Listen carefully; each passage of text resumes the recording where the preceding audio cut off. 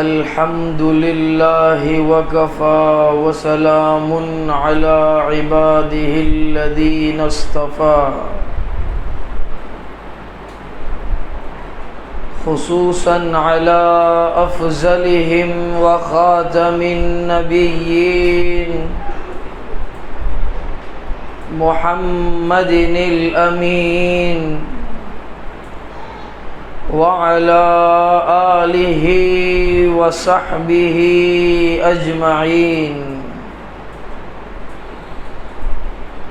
أما بعد فأعوذ بالله من الشيطان الرجيم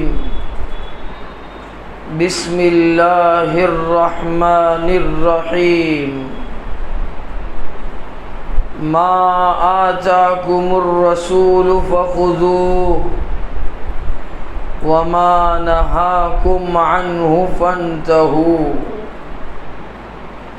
وقال الله تبارك وتعالى في مقام آخر يا أيها الذين آمنوا كتب عليكم الصيام كما كتب على الذين من قبلكم لعلكم تتقون عن النبي صلى الله عليه وسلم أنه قال إن الله يرفع بهذا الكتاب أقواما ويزع به آخرين صدق الله العظيم أو كما قال رسول الله صلى الله عليه وسلم.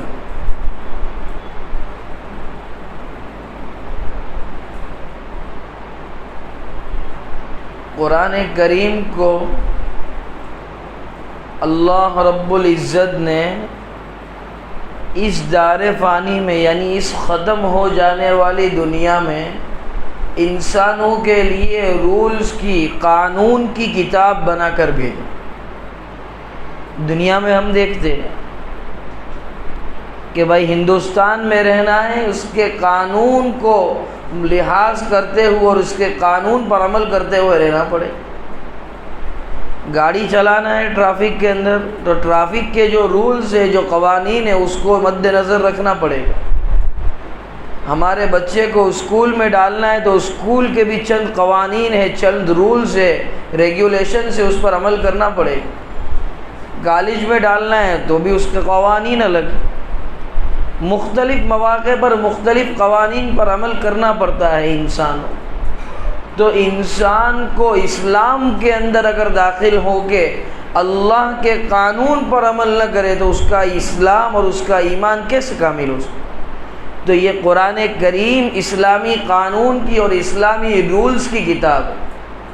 اب اس کے اندر مختلف قوانین بیان کیے گئے. کہیں تو انسان کو انسانیت کا قانون سکھایا، کہیں تو انسان کو نماز کا قانون سکھایا، کہیں انسان کو روزے رکھنے کا قانون سکھایا، کہیں انسان کو حج کا قانون سکھایا، کہیں انسان کو اپنے ماں باپ کے ساتھ برتنے کا قانون سکھایا، کہیں انسان کو اپنے بھائی بہنوں کے ساتھ معاملہ کرنے کا قانون سکھایا، کہیں انسان کو اپنے فیملی ممبرز اور اپنے ریلیٹیوز، اپنے رشتہ داران کے ساتھ برتنے کا قانون سکھایا، کہیں استاد کو شاگرد کے ساتھ پیش آنے کا قانون سکھایا، کہیں شاگرد کو استاد کے ساتھ معاملہ کرنے کا قانون سکھلایا. مختلف مواقع پر مختلف رولز اور مختلف قانون سکھایا ہے اس قرآن کریم. بہرحال آج دو چیزوں پر بات کریں گے. عبدالرزاق بھائی نے بتایا کہ اس مسجد میں پہلی بار بیان ہونے جا رہا ہے، لیکن مجھے یاد پڑتا ہے جب میرا پڑھنے کا زمانہ تھا، ایک مرتبہ میں یہاں آیا تھا، تب بھی امام صاحب نے اور چند لوگوں نے مجھے شکایت تو نہیں کی تھی، البتہ ایک بات کہی تھی کہ مولانا یہاں پر مسجد کا تعاون برابر سے ہو نہیں پاتا اور مسجد کا کام کرنا ہوتا ہے تو اس میں تکلیف آتی ہے، لیکن آج الحمدللہ دیکھ رہا ہوں کہ پہلے سے کچھ مسجد کے اندر ترقی ہوئی ہے. پہلے اس حال میں نہیں تھی، اس لیے کہ مجھے یہاں آنے کو کم از کم 3 سے 4 سال ہو گئے، 5 سال بھی ہو گئے ہو تو پتہ نہیں. الحمدللہ کہی گئی بات پر عمل ہوا، اسی لیے یہ باتیں سنی جاتی ہے، یہ وقت گزاری نہیں ہے۔ جمعہ کے پہلے جو بیان ہوتا ہے، جو اللہ رسول کی باتیں ہوتی ہے، اور اس میں سے چند حضرات یوں کہتے ہیں کچھ نیا لاؤ نا۔ یہ مولانا آئے تو نماز پہ بات کی، انہوں نے جھوٹ پہ بات کی، انہوں نے غیبت پہ بات کی، انہوں نے چغلی پہ بات کی، انہوں نے روزے پہ بات کی، کسی نے زکوٰۃ پہ بات کی، کسی نے حج پہ بات کی۔ اسلام ہی کی تو بات کریں گے، نیا کیا لائے؟ جہاں تک ہمارا پورا عمل نہیں ہو جاتا وہاں تک ہمیں نئی بات نہیں سننی۔ اتنا سنو نماز کو کہ ہم نماز کے پابند بن جائے، اتنا سنو روزوں کو کہ ہم روزے کے پابند بن جائے، اتنا سنو حج کو کہ ہم حج کرنے والے بن جائیں، اتنا سنو زکوٰۃ کو کہ ہم زکوٰۃ مکمل طور پر ادا کرنے والے بن جائیں۔ نیا نیا سننے کا شوق نہیں، جو سنایا جائے اس پر عمل ہو، اور پھر سنو تو اس عمل میں اضافہ ہو، بس یہی فائدہ ہے اللہ اور رسول کی بات کہنے کا اور کرنے کا۔ جیسا پچھلی مرتبہ گزشتہ جب آنا ہوا تھا تو کہا گیا تھا کہ بھائی مسجد کا تعاون کیا جائے، عمل کیا آپ لوگوں نے اور مسجد کو جو ہے کچھ نہ کچھ ترقی بخشی۔ اللہ رب العزت آپ حضرات کو جزائے خیر عطا فرماؤ۔ بہرحال عرض یہ کر رہا تھا کہ قرآن کریم میں قانون مختلف مواقع پر سکھلائے گئے، تو ابھی جو 2 آیتیں پڑھی گئی، ایک تو انسانیت کا اور کامیابی کا راز بتلایا جو پہلی آیت پڑھی گئی، اس دوسرا راز بتلایا اور دوسرا قانون جو سکھلایا وہ یہ ہے کہ ابھی رمضان المبارک آ رہا ہے تو اس میں تمہیں کیا کرنا ہے، اس میں کس قانون پر اور اللہ کی کس مرضی پر تمہیں عمل کرنا ہے۔ بس ان 2 آیتوں کا خلاصہ بھی بیان کر دیا گیا، اب کچھ تفصیل کیے دیتے ہیں۔ سب سے پہلے تو پڑھا گیا ما آتاکم الرسول فخذوہ، کہ جو رسول اکرم صلی اللہ علیہ وسلم تمہارے پاس لے کر آئے اس کو مضبوطی سے تھامو، بالکل مضبوطی سے اسے پکڑ لو۔ کیا لے کر آئے؟ سونا لے کر آئے؟ چاندی لے کر آئے؟ کیا لے کر آئے؟ اللہ کے رسول صلی اللہ علیہ وسلم۔ اللہ کے رسول صلی اللہ علیہ وسلم دین حق کو اور اسلامی تعلیمات کو اور خوشنودی الہی کو لے کر آئے، اللہ کی مرضی کو، ہماری کامیابی کو اور دین حق کو لے کر آئے۔ اسے مضبوطی سے تھام لو۔ اسے مضبوطی سے کیسے تھاما جائے گا؟ تو اس کی سب سے پہلی مثال ہم پکڑتے چلے، ہمارا مستقبل قریب میں یعنی آنے والے زمانے میں، بھوشیہ کال میں جو آ رہا ہے رمضان المبارک ہے، یا تو اتوار سے شروع ہو جائے گا، سنیچر کی پہلی تراویح ہوگی، یا پیر کے روز سے شروع ہو جائے گا، اتوار کے روز کی پہلی تراویح ہوگی رات کی۔ تو اس مہینے کے اندر کیا کرنا ہے، اس میں کیا عمل کرنا ہے، اس میں اللہ کا کیا حکم ہے، بس اللہ کے رسول اسے لائے تو رمضان میں اسے تھام لو۔ اور رمضان میں روزے کا عمل جو کرنا ہے، روزے کے عمل کے ساتھ ساتھ ایک قانون اور ایک حکم وہ ہے جو بلوغت کے بعد سے لے کر قبر تک معاف نہیں ہوتا، اور قبر تک وہ رول کبھی ہٹایا نہیں جاتا، اس رول کو فالو کرنا پڑتا ہے۔ وہ رول ہے نماز۔ نماز ہر سیزن کے اندر فرض کی گئی، جبکہ روزے فرمایا یا ایھا الذین آمنوا کتب علیکم الصیام کما کتب علی الذین من قبلکم لعلکم تتقون۔ اے ایمان والو، کتب علیکم الصیام، تم پر روزے فرض کر دیے گئے۔ اب میں یوں کہوں کہ بھائی یہاں سب بیٹھے بغیر ماسک کے بیٹھے، لیکن میں آ کر ان سے کہوں کہ 1000 روپیہ دینا پڑے گا، میں پولیس والا ہوں نہیں، ایسا گمان کر لو، ان سے کہا 1000 روپیہ دینا پڑے گا تو میں پولیس ہوں، میرے سامنے کچھ کہہ نہیں پائیں گے، میں داروغہ ہوں میرے سامنے، لیکن ان کے دل میں تو یوں ہوگا اتنے سارے لوگ بیٹھے تھے، مجھے 1000 روپیہ دینا۔ لیکن اگر میں یوں کہوں جتنے لوگوں نے ماسک نہیں پہنا ہے وہاں سے دروازہ بند کر دیا جائے، جتنے لوگوں نے نہیں پہنا ان تمام کے پاس سے 1000 روپیہ لوں گا، تو ایک دوسرے کے 1000 جاتے دیکھ کر ہمارا غم کیا ہو جاتا ہے، چل بھائی اسے بھی تو بھرنے پڑے، اس کو بھی تو جرمانہ ادا کرنا پڑا۔ وہ عبدالرزاق چاچا نے بھی تو دیے 1000 روپے، ابراہیم نے بھی تو دیے 1000 روپے۔ اس طرح سے ہوتا ہے، یعنی ایک دوسرے کی جو تکلیف دیکھتے ہیں کہ بھائی مجھے جو تکلیف ہوئی اسے بھی یہی تکلیف ہو رہی ہے، تو اس تکلیف کے اندر کمی آتی ہے۔ تو اللہ نے جو جو حکم اپنے بندوں کو فرمائے ہیں وہ کسی ایک کو اور دو کو نہیں بلکہ تمام ایمان لانے والوں کو حکم فرمایا. اور روزے میں تو بڑی زبردست بات فرمائی. تمام ایمان والوں کو تو روزے کا حکم ہے. یا ایھا الذین آمنوا کتب علیکم الصیام، تم پر روزے فرض کر دیے گئے. کما کتب علی الذین من قبلکم، جیسا کہ تم سے پہلی امتوں پر روزے فرض کیے گئے تھے. نمازیں تو تم پر فرض کر دی گئی ہے. آپس میں ایک دوسرے کو دیکھو اور پڑھو نمازیں. آپس میں ایک دوسرے کی نمازوں کی اچھائیاں دیکھو اور اسے اپنے اندر لو. لیکن روزے تو آپس میں ایک دوسرے کو دیکھتے ہو تو دیکھو. ہم یوں کہہ رہے ہیں، قرآن کہتا ہے، اللہ فرماتے ہیں کہ یہ روزے جو امت محمدیہ صلی اللہ علیہ وسلم پر فرض کیے گئے، اس امت سے پہلے دوسری امتوں پر بھی فرض کر دیے گئے تھے. تو سوچو روزے کی کتنی اہمیت ہے. اور رمضان المبارک کے روزے فرض ہے. رمضان المبارک کے روزے یہ فرض ہے. اس کو چھوڑنے والا جان بوجھ کر بغیر عذر کے گناہ کبیرہ کا ارتکاب کرنے والا. ہمارے کتنے مسلمان بھائی رمضان کے اندر بلا جھجک منہ میں پوڑیاں ڈالتے. کیا ہوا مولانا، آپ کیوں مجھے دیکھ رہے ہو؟ ارے بھائی آپ نے رمضان کا روزہ نہیں رکھا. کیا کرے، ویمل کے بنا چلتا نہیں. آپ نے کیوں نہیں رکھا؟ کیا کرے، وہ پھونکنے کے بنا چلتا نہیں. آپ نے نہیں رکھا. کیا کرے، باڈی اتنی ہے، تھوڑی تھوڑی دیر کو کچھ نہ کچھ چبڑنے کا چاہیے. آپ نے کیوں نہیں رکھا؟ مجھ سے پیاس برداشت نہیں ہوتی. آپ نے کیوں نہیں رکھا؟ میں بہت کمزور ہوں، چکر آ جاتے.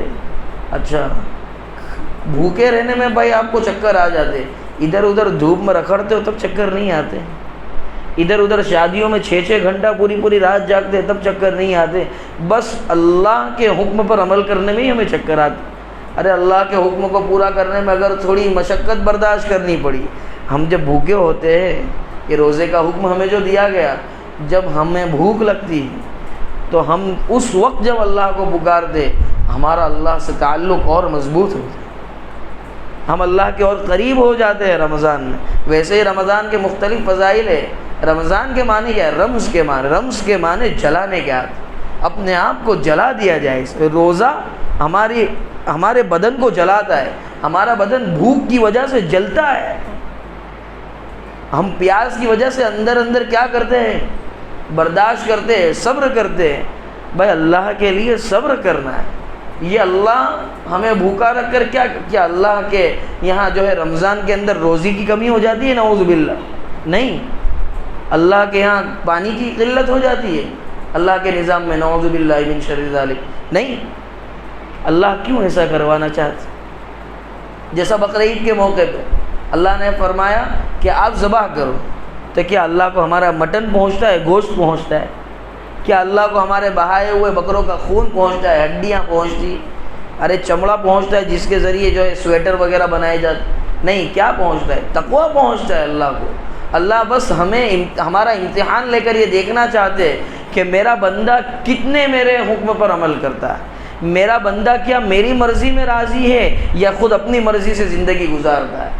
چھوٹی سی زندگی اللہ رب العزت نے دی ہے، اسے ہمیں گزارنا ہے رب کی مرضی کے مطابق، اپنی مرضی کے مطابق نہیں گزارنا. بہرحال عرض یہ کر رہا تھا کہ رمضان المبارک میں روزے رکھنا یہ فرض ہے، اور اس کے علاوہ روزے رکھنے کی بہت بڑی فضیلت ہے. اگر کوئی طاقت رکھتا ہو اور کسی کو اللہ نے قوت بخشی ہو اور وہ روزہ رکھے تو بڑی اچھی بات ہے، اور اگر اس وقت میں وہ روزہ نہیں رکھتا تو اس پر کوئی پکڑ اور کوئی ملامت نہیں. البتہ رمضان المبارک کے روزے جو اللہ نے ہم پر فرض کر دیے ہیں اور دوسری امتوں پر بھی فرض کیے تھے، مگر یہ کہ دوسری امتوں پر جو روزے فرض تھے اور ہم پر جو روزے فرض ہیں، ان کے جو ہے مسائل میں اور اس کے جو ہے قوانین میں کچھ نہ کچھ کیا ہے بید بھاؤ تھا. کچھ نہ کچھ جو ہے ان کے اندر کمیاں تھی. ان کے روزوں کے اندر کچھ نہ کچھ اتار چڑھاؤ تھا، اور ہمارے روزے کے اندر کچھ ان کے روزے کے مقابلے میں فرق ہے بس. ورنہ روزے تو ان پر بھی فرض تھے. تو یہ روزے اس کو چھوڑنا، رمضان المبارک کے روزے جو فرض ہے یہ گناہ کبیرہ ہے. دوسرا درجہ میں نے کہا نفل کا ہے. ایسے روزے رکھنا سال کے درمیان میں نفل ہے. ایام 20 کے روزے رکھنا. ایام 20 کس کو کہتے؟ 13, 14 اور 15 ہر اسلامی مہینے کی 13ویں تاریخ، 14ویں تاریخ اور 15ویں تاریخ، ان 3 دنوں کے اندر روزے رکھنا کیا ہے؟ سنت ہے۔ اگر روزے رکھنا چاہے تو اس کی بہت بڑی فضیلت، لیکن اگر نہ رکھے تو اس کے اوپر کوئی پکڑ دھکڑ نہیں ہے۔ رمضان کے روزے چھوڑنے کے اوپر پکڑ ہونے والی، ہاں ایک روزہ واجب ہے۔ واجب روزہ کون سا ہے بھائی؟ مثال کے طور پہ ہم کبھی کبھی کسی پریشانی کے اندر ہوتے ہیں، بھائی ہماری والدہ کی طبیعت خراب ہو گئی، ہمارے بیٹے کی طبیعت خراب ہو گئی، ہمارا کہیں پیسہ پھنس گیا۔ یہ انٹرنیشنل مسئلہ ہے، پیسہ پھنسنا ایک ایسا مسئلہ ہے انٹرنیشنل، آج کل یہ بڑا عام ہو گیا ہے۔ ایسے ہی چٹکی میں لوگوں کا لاکھوں روپیہ کھا جاتے، چٹکی میں لوگوں کی جگہیں ہڑپ کر لیتے، چٹکی میں لوگوں کے حقوق ضائع کر لیتے، حقوق دبا لیتے۔ یاد رکھو کل اٹھ کر اللہ کو جواب دینا ہے۔ کیا ہم یوں سمجھتے ہیں کہ دنیا ہی کے اندر رہ جانا ہے؟ اللہ کو اٹھ کر جواب دینا ہے۔ کل اللہ کے یہاں ہمیں پوچھا جائے گا کیوں ان کا حق ضائع کیا۔ اس وقت اگر ہم یہ کہیں اللہ میری پراپرٹی ہے اس میں سے دے دو آپ، تو اس پراپرٹی میں سے نہیں دیا جائے گا، تمہارے نامہ اعمال سے تمہاری نیکیوں کو اٹھا کر دے دیا جائے گا۔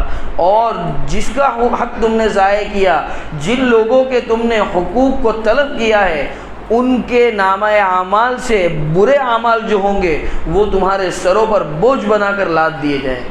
اللہ ہم سب کی حفاظت فرمائے۔ بہرحال یہ کہہ رہا تھا کہ واجب روزے، کہ بھائی ہمارا کہیں پیسہ پھنس گیا، ہمارے ہاں کوئی بیمار ہے، ہمارا کوئی کام اٹک رہا ہے، ہماری کوئی خواہش ہے، کوئی مرضی ہے، اس مرضی کے مطابق ہم یوں کہے اے اللہ اگر تو نے میرا یہ کام کرا دیا تو میں اتنے روزے رکھوں۔ اس کو کہتے ہیں منت کا روزہ۔ نظر مانی، اس نے منت مانی، اے اللہ اگر تو نے میرے 15 لاکھ وہاں پھنسے اگر نکلوا دیے تو میں تیرے لیے للہ اس میں سے 10,000 روپے دوں گا اور 2 روزے رکھوں گا اور 10 رکعت نفل پڑھوں گا۔ تب یہ جو 10 رکعت نفل پڑھوں گا یہ کہا نا، تو اب یہ تمہارا کام ہونے کے بعد یہ 10 رکعت تم پر واجب ہو گئی۔ اب اگر تم یہ 10 رکعت نہیں پڑھو گے تو تم گنہگار ہوں گے، اس لیے کہ تم نے اللہ سے ایگریمنٹ کیا ہے۔ اللہ سے کیا کیا ہے؟ تم نے قرار کیا ہے، ایگریمنٹ ہم کرتے ہیں نا بھاڑے کی دکان میں 11 مہینے کا ایگریمنٹ۔ تو یہ اللہ اگر تو نے میرا یہ کام کر دیا تو میں اتنے روزے رکھوں گا، اتنی نفلیں پڑھوں گا، یہ ہم نے ایگریمنٹ کیا۔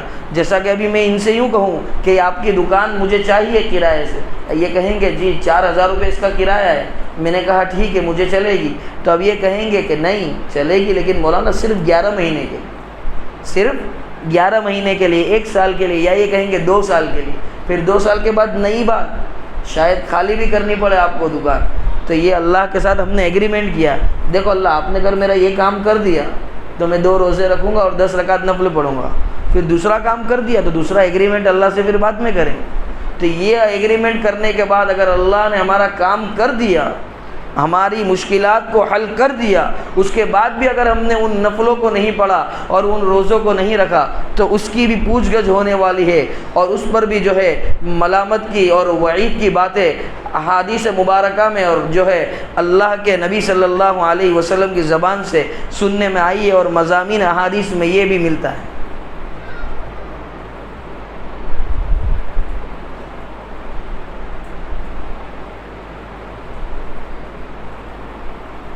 بہرحال رمضان المبارک میں روزے تو رکھنے ہی ہیں۔ اب روزہ کب سے شروع ہوگا اور کب تک، یہ بھی کہتے چلے۔ روزہ شروع ہوتا ہے کب سے؟ صبح صادق سے، صبح صادق سے۔ اب صبح صادق جب ہو گئی اب تمام کھانا پینا جو ہے بند کر دینا۔ طلوع فجر بعض لوگ سمجھتے ہیں، طلوع فجر سے نہیں، صبح صادق ہو گئی یعنی فجر کی نماز کا جو وقت آتا ہے نا اس وقت سے 5 منٹ پہلے، احتیاطاً 5 منٹ پہلے کھانا پینا بند کر دینا۔ اور روزے اور صوم کے معنی کیا ہے وہ بھی سمجھ لو۔ چلو صوم کے معنی ہیں، روزے کے معنی ہیں کھانے پینے اور جماع سے رک جانا۔ کھانا پینا تو ہم سمجھتے، جماع یعنی اپنی بیوی کے ساتھ تعلقات قائم کرنے سے، اپنی بیوی کے ساتھ جو ہے ہم بستری کرنے سے رک جانا۔ ارے سمجھ رہے ہو نہیں سمجھ رہے؟ روزے کا مطلق نام یہ ہے۔ اب کتنی دیر رکنا، 1 سیکنڈ بھی رک گئے یہ روزہ ہو گیا۔ لیکن شریعت کس کو روزہ کہتی؟ شریعت کس کو ہم نے ہیلمٹ پہن لی، گاڑی چلانے کے وقت ہم نے ہیلمٹ پہن لیا تو ہم نے رول کو جو ہے ہندوستان کے ٹریفک رول کو کیا کر لیا؟ فالو کر لیا۔ لیکن کب تک ہیلمٹ پہننا ہے؟ جب تک ہم گاڑی چلائیں گے، جب تک ہم گاڑی چلائیں گے تب تک ہیلمٹ پہننا ہے۔ اسی طرح روزہ کب تک کھانے پینے اور جماع سے رکنا ہے؟ تو شریعت کیا کہتی ہے اور اسلام کیا کہتا ہے؟ غروب تک رکنا ہے۔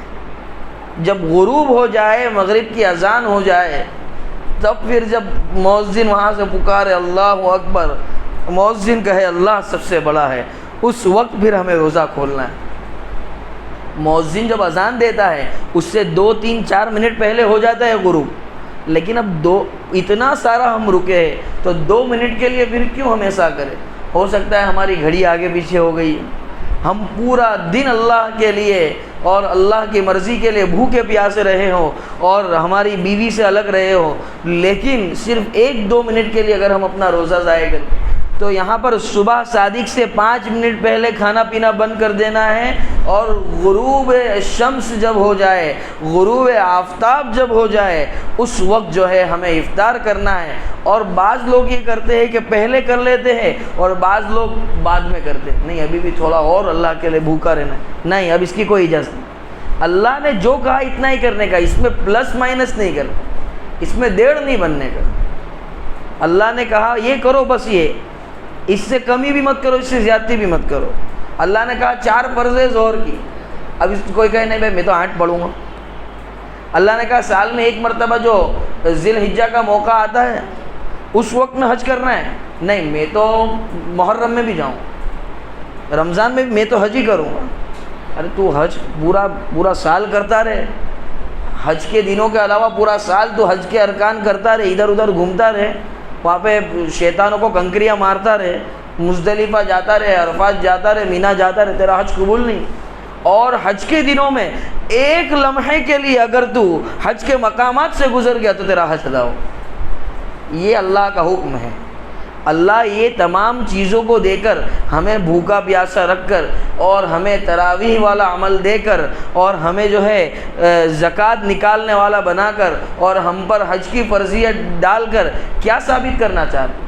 اللہ بندوں کا امتحان لیتے ہیں، اللہ بندوں کی وفا کو جانچتے ہیں، اللہ بندوں کی محبت کو جانچتے ہیں۔ سمجھ گئے نا؟ روزہ نام ہے مطلقاً 1 لمحہ کھانے پینے اور جماع سے رک جانے کا، لیکن صبح سے لے کر یعنی صبح صادق سے کچھ دیر پہلے سے لے کر غروب آفتاب تک رکنا، اس کو شریعت کی اور شریعت کے جو قانون ہیں اس میں روزہ کہا جائے گا۔ دوسری بات، اب روزے کے اندر سب سے زیادہ جو پوچھنے والی بات ہوتی ہے وہ یہ ہے کہ مولانا آنکھ دکھ رہی ہے تو اس میں پانی ڈال سکتے ہیں، اس کے اندر جو ہے دوائی ڈال سکتے ہیں؟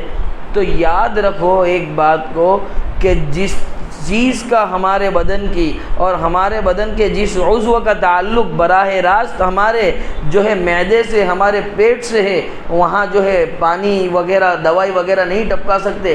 جیسا کان میں دوائی ٹپکاتے ہیں تو کان کا براہ راست تعلق ہمارے پیٹ سے ہے، لیکن آنکھ کے اندر اگر ہم دوائی ڈالتے ہیں کسی تکلیف کی وجہ سے تو وہ ڈالنے کی گنجائش ہو سکتی ہے، اس سے روزہ فاسد نہیں ہوتا۔ البتہ کان میں دوائی ڈالتے ہیں اس سے روزہ فاسد ہو جاتا۔ اللہ نے اسی ماہ مبارک کے اندر ہمیں 3 عشرے عطا کیے۔ سب سے پہلا عشرہ رحمت کا ہے، اللہ کی رحمت موسلا دھار برستی، کوئی لینے والا تو چاہیے۔ دوسرا مغفرت کا ہے، مغفرتوں کے بازار لگے ہوئے، فرمایا حل من مستغفر۔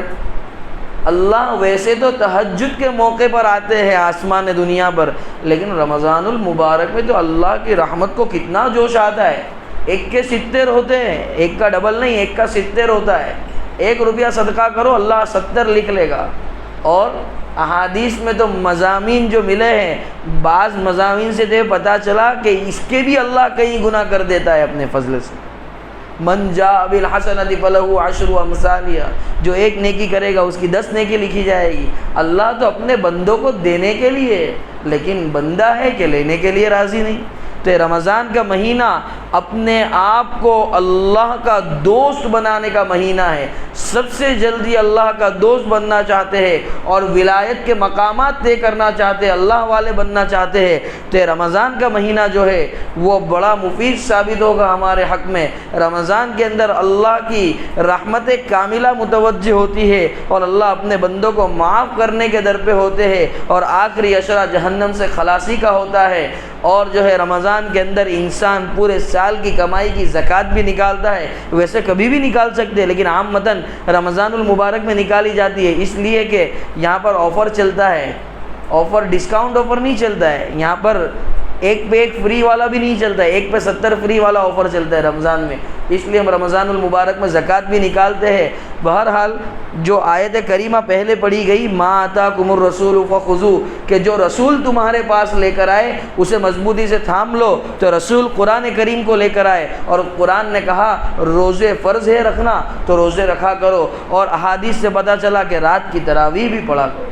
پہلے دن تو جوش جوش میں وہاں روڈ تک جو ہے پبلک ہوتی، پھر کم، پھر امام صاحب ڈھونڈتے رہ جاتے، تیسری صف میں کوئی ہے کیوں نہیں، چوتھی صف میں کوئی کیوں نہیں ہے، اور جو 2 صف والے ہیں وہ بھی جب رکوع ہوگا تب کھڑے ہوں گے۔ تراویح میں قرآن سننا کب کہا جائے؟ دیکھیے تراویح میں قرآن ہم نے پورا سنا، یہ کب کہا جائے گا؟ جب ہم نے اللہ اکبر کہہ دیا امام کی اقتداء کرتے ہوئے، امام کے ساتھ ساتھ ہم نے اپنا قول باندھ لیا، تب جا کر کہا جائے گا کہ اس نے امام کی اقتداء کی اور تراویح کے اندر پورا قرآن سنا۔ رکوع میں امام چلا گیا اور ہم نے اتنا قرآن چھوڑ دیا، اگرچہ بیٹھے بیٹھے سنا ہے لیکن تراویح میں ہم نے پورا قرآن نہیں سنا ہے، اور پورا قرآن تراویح میں سننا یہ ایک مستقل سنت ہے۔ تو اس سنت پر ہمارا اکثر حضرات کا عمل نہیں ہوتا۔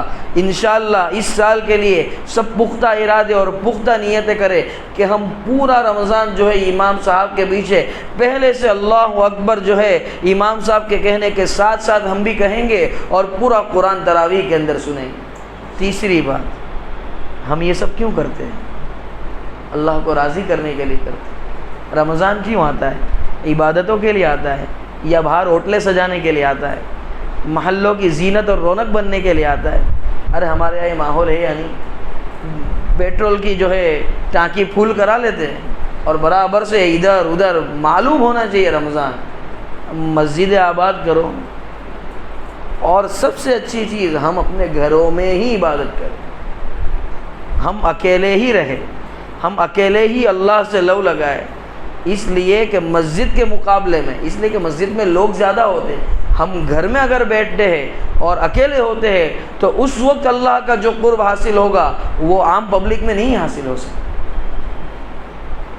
میں یہ جو قانون بیان کر رہا ہوں یہ کوئی ضروری نہیں ہے کہ حاصل ہو ہی نہیں سکتا، لیکن یہ ایک عام متن اور اکثر دیکھی گئی بات ہے کہ جب لوگ ہوتے ہیں، ہم نے 2 رکعت پڑھی، کوئی آ گیا، کیا بھائی خیریت سے، کیسے جا رہے روزے، آج افطاری میں کیا کھایا، کل سحری میں کیا پکے گا، اس نے کیا دیا، اس نے کیا دیا، اس مسجد کا کیا ہوا، امام صاحب کو کیا دینا ہے، بس یہی سب باتیں چلی۔ یہ سب باتوں کے لیے رمضان نہیں ہے، رمضان کا ایک ایک پل قیمتی ہے، اور رمضان المبارک میں حسب استعداد اللہ نے جتنا مال دیا ہے اور ہم جتنا نکال سکتے ہیں آسانی سے، بلکہ جتنا نکال سکتے اس سے تھوڑا اور زیادہ نکالے اور اللہ کی راہ میں خرچ کرے، مسجد میں دے، مدرسوں میں دے، ائمہ کو دے، مؤذنین کو دے، جو علماء مستحق ہیں انہیں دے، دیکھو پھر اللہ رب العزت کیسی برکتیں عطا فرماتا ہے۔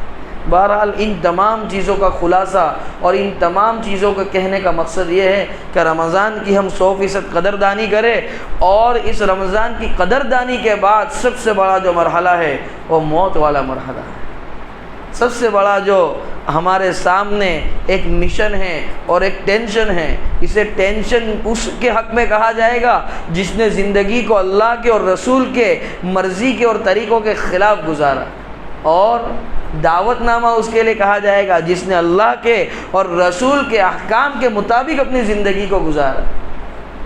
اس لیے تو موت کا فرشتہ کہتا ہے کیا کہتا ہے موت کا فرشتہ؟ شاعر نے بڑے اچھے انداز میں اسے بیان کیا، عربی میں کہتا ہے کہ بھائی تمہارے پاس بڑی بڑی جائیدادیں ہو گئی، اس سے تمہاری مغفرت نہیں ہوگی۔ تمہارے یہاں بچہ پیدا ہو گیا، تم نے اسے لاڈ لڑایا، برابر سے اس کی پرورش کی، لیکن جہاں تک تم اسے دین کی تعلیم نہیں دو گے وہاں تک اس کی مغفرت نہیں ہوگی۔ اور ایک نہ ایک دن تمہیں مرنا ہے، منو ٹنو مٹی کے نیچے دب جانا ہے۔ جتنی بھی ہمیں محبت ہو ہمارے اہل و عیال سے، رشتہ دار سے، ایک دن اپنے ہی ہاتھوں سے جو ہے قبر میں اتار کر منو ٹنو مٹی کے نیچے اسے دفن کر دیتے ہیں۔ اور کتنا رکتے ہیں تدفین کے بعد، ہم وہاں کتنا رکتے ہیں؟ ارے یاسین پڑھ لی، سورہ بقرہ پڑھ لی، کیا پوری زندگی وہاں گزارتے ہیں ہم؟ ارے بتاؤ کوئی ایک دن وہاں رکتا ہے؟